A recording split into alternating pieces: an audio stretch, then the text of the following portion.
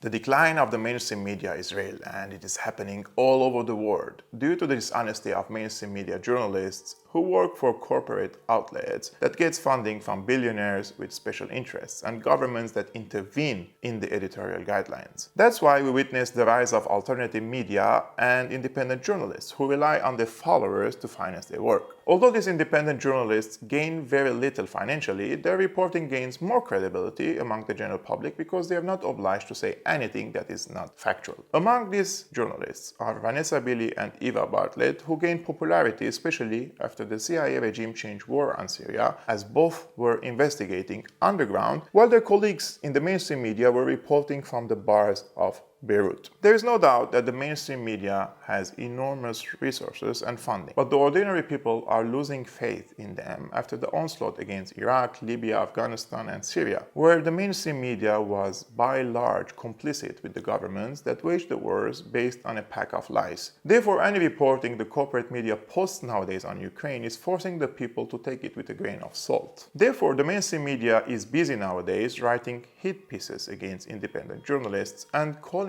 them conspiracy theorists, such as the article in The Guardian, Russia-backed network of Syria conspiracy theorists identified. While the title initially claimed these journalists are backed by Russia, the newspaper was forced to remove any reference that they are backed by Russia because there is no evidence for that, let alone the rest of the hit piece that is allegedly based on data collected by the Institute for Strategic Dialogue, which itself is funded by Bill and Melinda Gates Foundation, George Soros' Open Society Foundations, the governments of Australia, Denmark, Holland, Finland, Germany, the EU, the UK, New Zealand, Norway, Sweden, the United States, and many other foundations with special interests. But somehow, the author of the article failed to mention that the Institute for Strategic Dialogue is backed by powerful foundations and governments, although initially the newspaper accused the journalists of being backed by Russia. Funny, huh?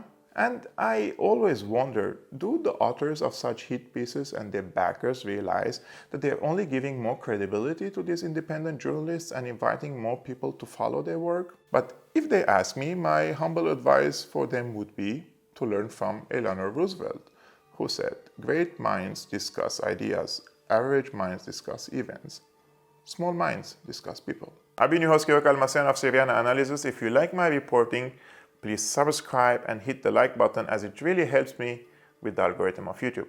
And if you want to support my work, please become a patron. Link in the description below, and see you next time.